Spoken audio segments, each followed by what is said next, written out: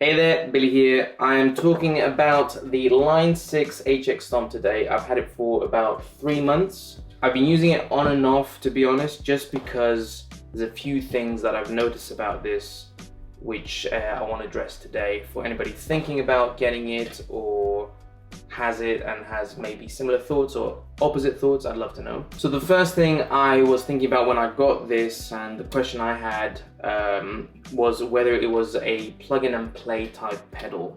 Like usually when you get an amp, you can plug your guitar straight into the amp, do a few tweaks and then start playing, no problem. Same with pedals usually. Like if you get an Overdrive, you sort of know what to tweak and what sounds you want to get out of it, and it's quite quick to get to it. So what I noticed, at least for me, is that this wasn't the case with this pedal. I love learning, but for this I had to spend quite a while kind of getting the gist of it and understanding how to set up the amps. There's a lot of great channels on YouTube which are very detailed, and they go through all the settings and what each one does and what amps, and that's great. But for me, it was more of the case that I need to get a quick tone out of this so I can play live or if I need to record.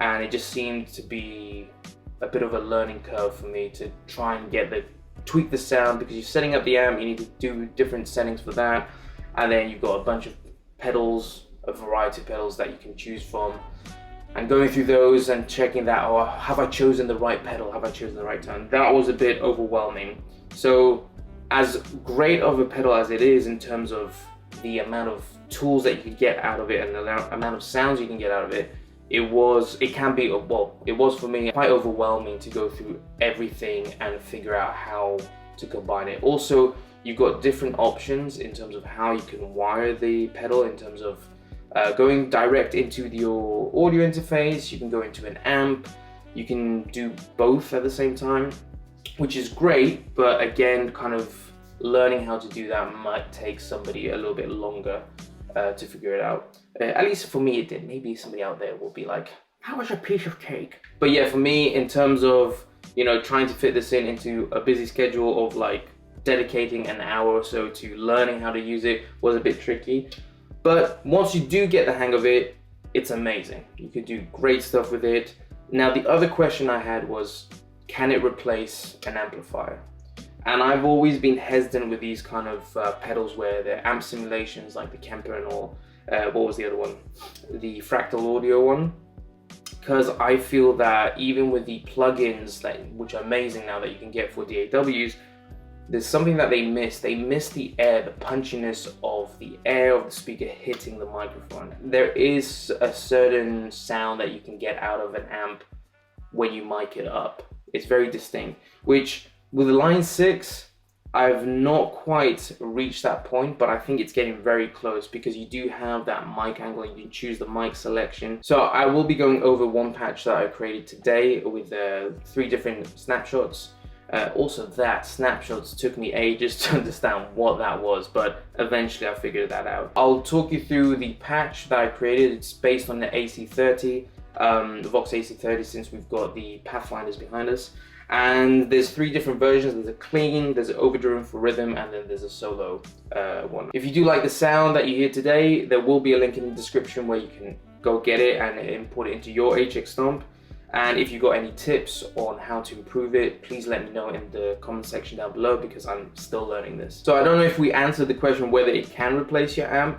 I think it's got a great function for live settings. Like, I know my cousin George Maris uses the bigger version of the Line 6 Helix, and he's been on tour with it, and it's been straight to the PA and it sounds great. But I don't know quite yet if it can replace an amp. But yeah, I do still like to run it through an amp, and we'll try that. We'll do 3 setups. We'll do one which is stereo direct into an audio interface.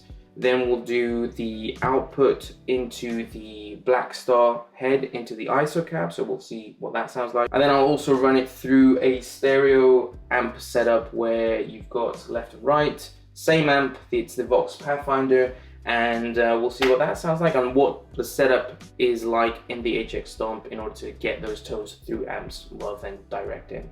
So without further ado, let's go ahead. We'll set it up. We'll go through the direct in signal first, and then I'll hook it up to the other ones and I'll show you the different sounds at the same time.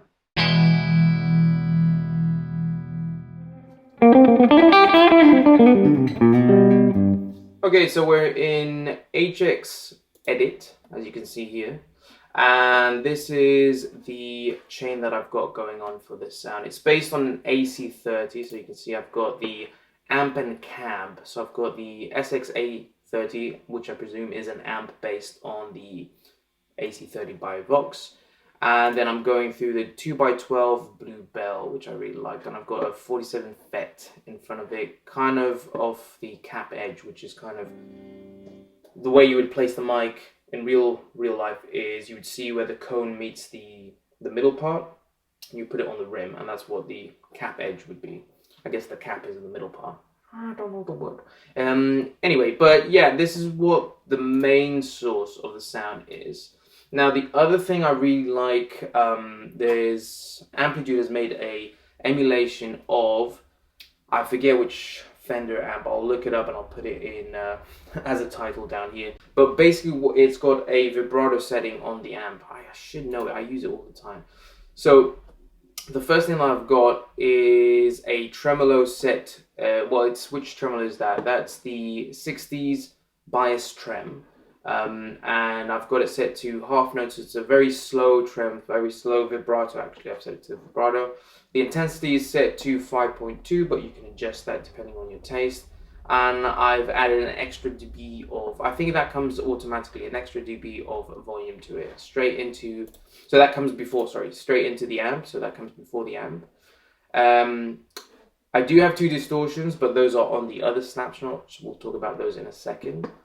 Then I have the amp going into a vintage digital delay, and I'm putting that before the reverb because I like the way it gives you space, gives you room when you put the delay in front of the reverb. Some people like the other way, although I haven't seen many people put a reverb before a delay, but if you put a delay before a reverb, it just gives you that nice ambience, a nice sense of space as well. I'm not running it parallel, so I'm not doing like an effects loop type sound. I'm just running it straight, just because that if I wanted to run it through an amp, I can just deactivate the amp and cab simulation, and then just use that direct into an amp, like you would do with a pedal board. And then, so I do have a second delay as well set up, which is a transistor tape, and we'll look at that in a second. And then last thing on the chain, so it's a very simple chain. I've just got a hot spring reverb set to medium drip. Well, there's a little flying around. Dwell set to 4, spring set to 2. Spring count, so there's 2 springs, I presume that. There, low cut around 200. You could take that up even further if you wanted to do like 400 or 500 hertz. It tidies it up a little bit more. That's what you do like in a mixing session. And then the high cut is around 5. And again, you can play around with those. You can set it to 4K, or you can go a little bit higher, give it a little bit more of a shimmer sound. And the mix, I've been messing around with the mix. At the moment, I've got it set to 26. And just to go back to the delay is set to 21. And I have been messing around with these. For the time being, this is what I like, but it might change, and maybe you want to change it if you download the patch, and you can tweak it any way you want. And then trails is set to off. Actually, I'm going to correct that. I do want trails on, so that means that when you switch snapshots, it doesn't cut your trails, so like the delay sound or the reverb, it just switches the sound and keeps that tail of the previous, like your clean tone or your distortion, so the previous sound. So let me just hit a quick save for that, just to remember, make sure that's on the delay as well. Let's say, make sure it's on, that one's on as well. So the clean tone is basically just the amp with a tremolo or vibrato before it, and vibrato, did I say that correctly? Vibrato, yeah, I did say that correctly. You got delay. Sometimes I question myself. Then you've got the delay after it, going into the reverb, and that's straight out. Now, in terms of the inputs, I haven't changed anything. Like if you've got a noisy guitar, like with my Strat, so this is a side rant. For the patch that I'll put down in the description for download, so a bit of a side rant. in the patch that will be available for download, I will include the humbucker version. So this is the one that we're looking at now. You can see I've put humbucker, very smart. But in the patch, you will have the Stratocaster version or single coil version of the patch, just because my Strat, for example, is very noisy, so I might switch on the input gate where it just cuts the signal when I'm not playing, so I avoid all the hum and noise, ground floor noise, and all that good stuff, which we like sometimes and we don't like. Input is just set to auto, so high Z, auto, so you do have different options. To be honest, I'm not very familiar with these quite yet. I'll probably look into them, maybe make another video, but I just set it to auto because I presume it will automatically recognize how hot your signal is. And pad is set to global, so whatever my global settings are, my pedal. And then the output is just set to center. I don't have any panning, main left and right, so that's just the outputs on the pedal, and level set to 0. So all the leveling and the gain staging is happening with the pedals.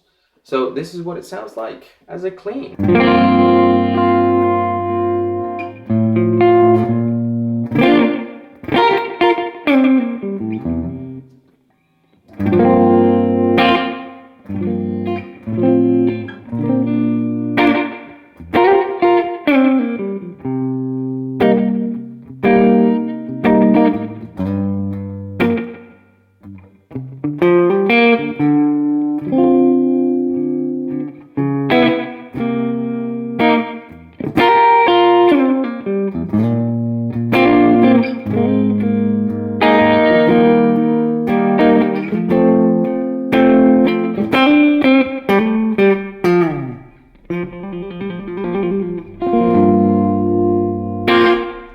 So that is the clean sound. Now we can move on to the snapshot number 2, which I'm calling the overdriven sound.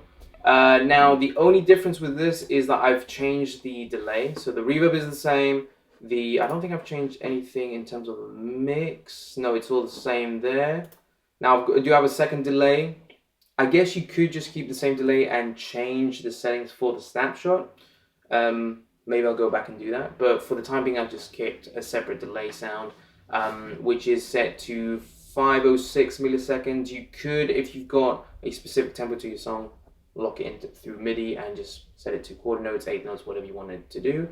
The feedback is set to 50, so it's quite a bit. Whoa flutter, that comes from like the tape machines. It gives you a little bit of a wobble. A wobble, I do like that sound.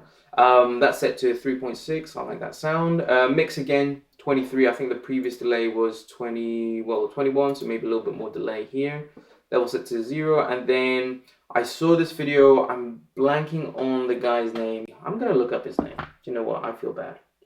John Nathan Cordy. And he does a great amount of videos on the Line 6, Helix, the HX Stomp, the Pod, and all that stuff. He's got amazing amount of resources on his channel. But he talked about how he puts the headroom all the way to the top just to avoid any clipping, because sometimes you get some digital clipping. So I followed his suggestion and I've done the same in this delay. Trails is on as we fixed before.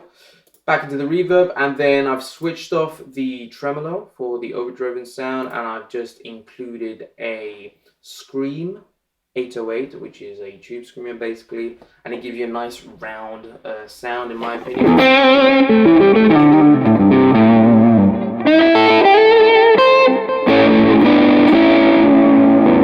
So for rhythm it's quite nice. Go to the other one.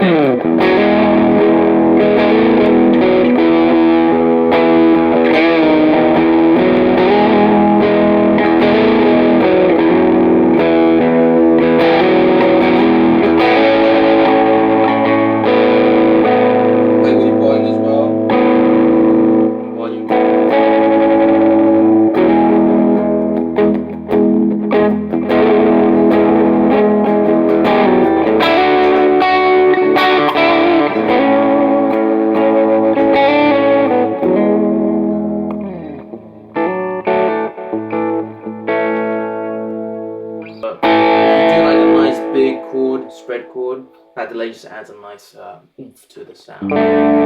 So that's the distortion sound, well, the overdriven sound, and then the last one is the solo sound. I'm still using the tube screamer. I had the impression I was using this one. Oh, wait, that's because I changed it before. So for this sound, I'm using the Diana drive, which I presume is based on the Zen drive, which is popular by Robin Ford.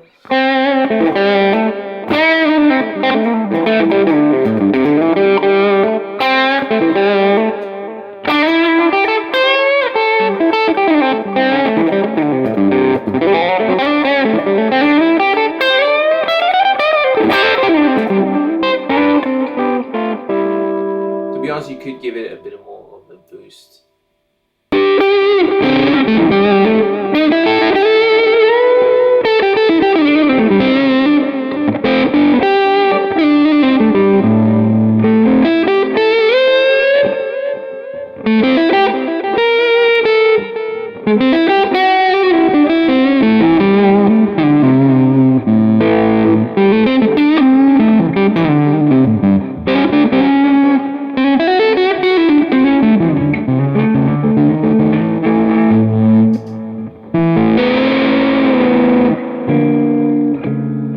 So that's the overall sound direct in. So those are the three settings that we've got. Clean, obviously save them on different snapshots. You can save 3 different snapshots for the HX Stomp. And that's the main sound. So the other option is running through an amp, right? So the only thing I would change in this case is just switching off the amp simulation, or the, what would you call it, amp and cab emulation. So what I'll do is actually I'll duplicate this. So for this one, we're just going to disengage that. We'll go do that for every single snapshot. Save that, go to clean, get rid of that, hit save. And now I'm going to take a moment, I'll set up the Blackstar into the IsoCab, and then we'll see what that sounds like. So this is the HX Stomp going through an HT1 Blackstar. I believe it's 5 watts, maybe 10 watts maximum. And that's going straight into an IsoVox, which has an Eminence speaker in it and an SM57 in front of it. Again, the SM57 is placed cap edge, as the HX Stomp describes it. So it's where the cone meets the cap. And this is what it sounds like.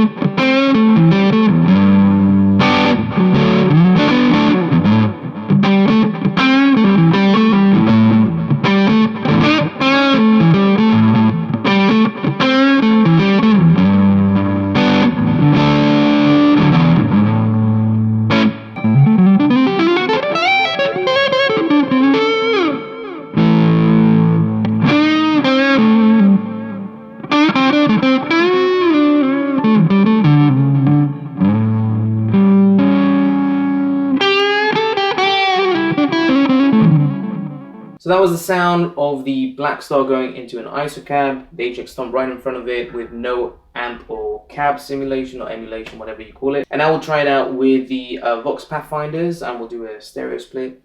And again, we'll take away the amp and cab emulation and see what it sounds like.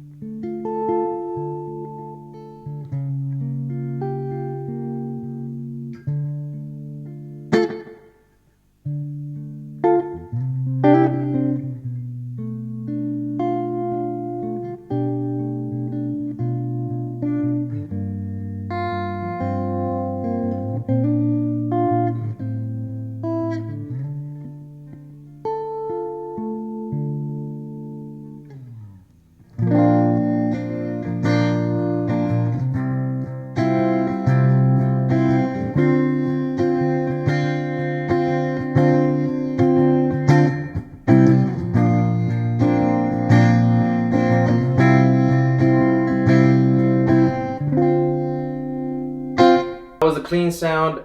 Something I forgot to mention before, the settings on the amps are the exact same. So treble is set to the middle, bass set to the middle, the gain is maybe at 9 o'clock, and not the gain, sorry, the volume's at 9 o'clock, and then I think the gain is somewhere around the same, so not too much. Here's the overdriven sound.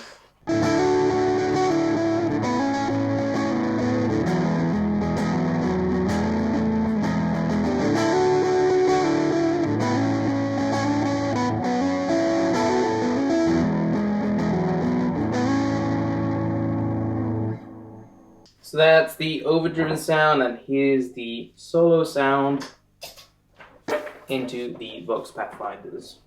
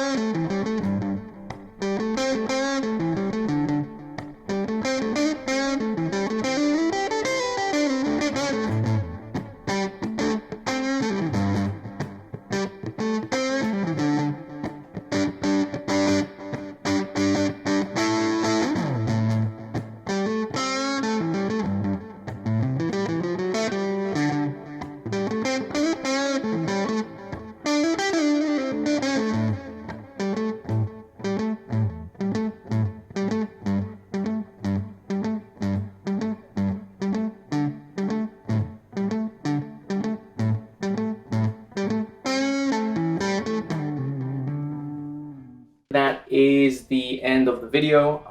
Hopefully you found it useful and found it somewhat insightful with what you can do with this amazing HX Stomp. Again, I'm not sure if it's replacing your amplifier, but it's definitely a great tool for recording and touring for sure. It was very useful during the gig when I played, opened up for George Mario's. Videos again will be coming soon. I'm just in the middle of editing them.